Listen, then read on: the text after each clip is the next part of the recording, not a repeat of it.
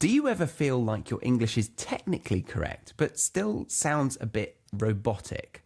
Today, I'm going to share 5 everyday expressions that native speakers use constantly, ones that don't usually make it into textbooks.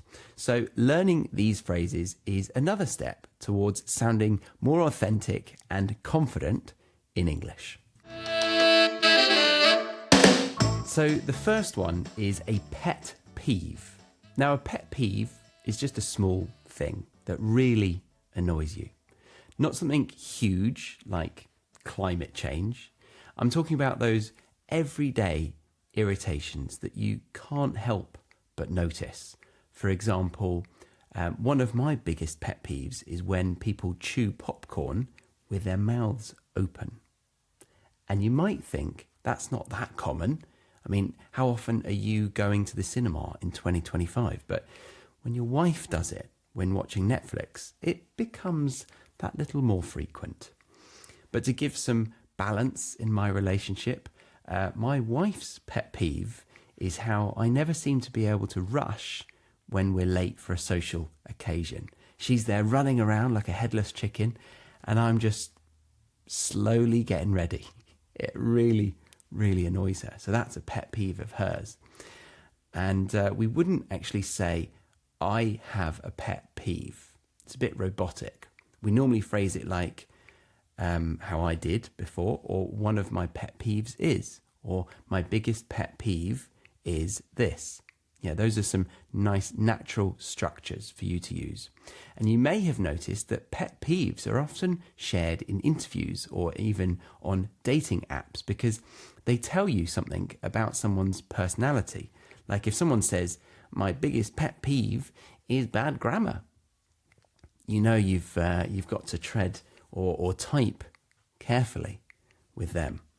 But yeah, it's a good phrase, pet peeve. And why don't you tell me in the comments what one of your pet peeves is?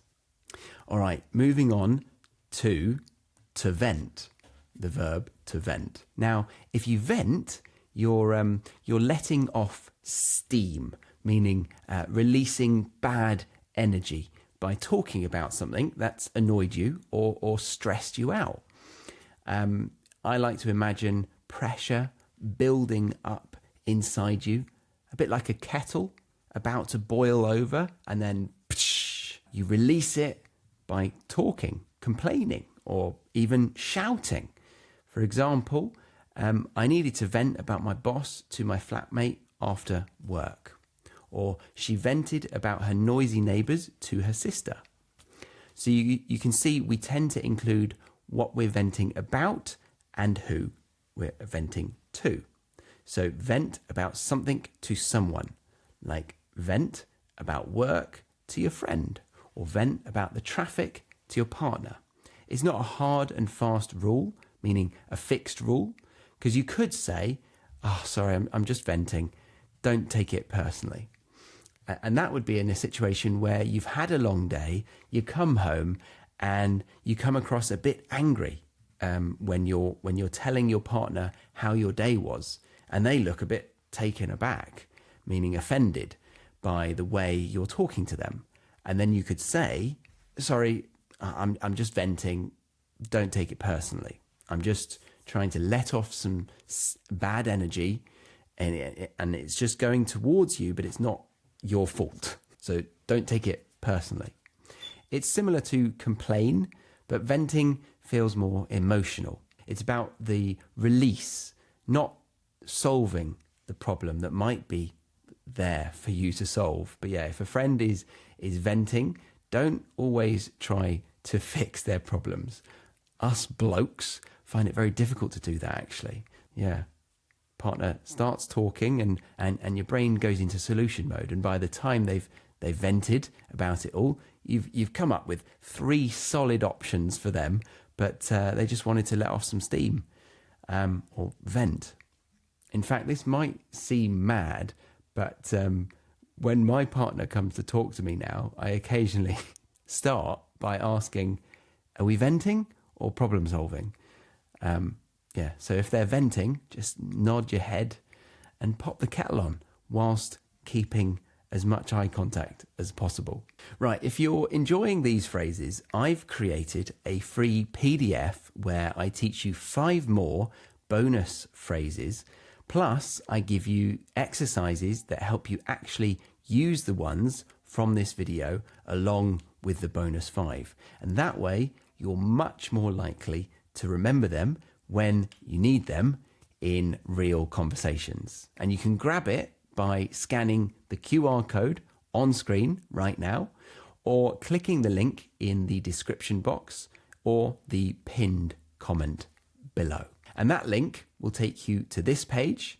Fill out your name and email to sign up to my mailing list, and then I'll be able to send it directly to your inbox.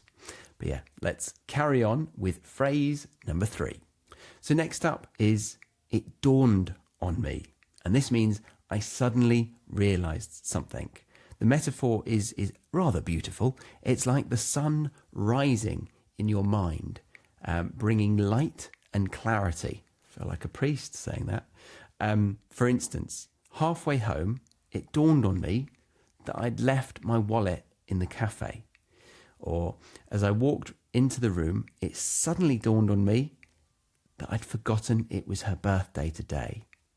Or you could use it in a negative way, like it never dawned on me that he might be lying the whole time. We do usually use it in the past. It dawned on me that something. But you can also use the present perfect. It's just dawned on me that we're meeting today and not tomorrow. Oh no, I'm sorry. But yeah, I love this one because it's so much richer than just saying, I realised. Saying it dawned on me makes your story sound more vivid and more natural. Expression number 4, thrown in for good measure. This means something extra was added, not because it was necessary, but just as a bonus, like the free PDF you can download that goes with this video. I threw it in for good measure. Or you might say the pasta came with garlic bread and they threw in a salad for good measure. Or she gave a brilliant presentation and even threw in a cheeky joke for good measure.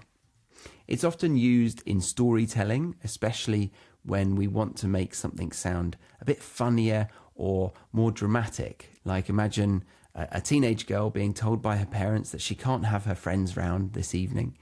So I imagine she's shouting about how unfair life is as she storms off into her bedroom and slams the door for good measure. And in British English, you might also hear chucked in for good measure instead of thrown in for good measure, a slightly more informal version.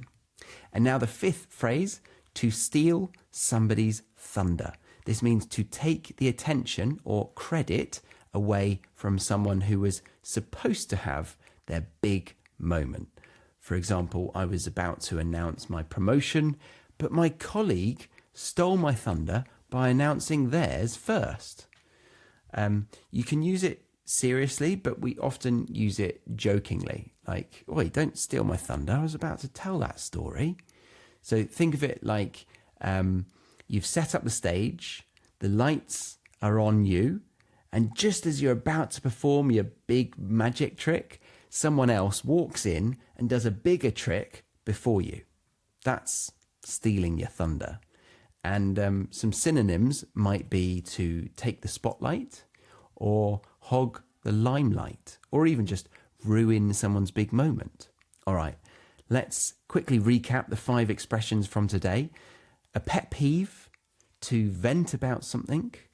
It dawned on me, thrown in for good measure, and then to steal someone's thunder. Each of these phrases will help your English sound more authentic and a lot less textbooky.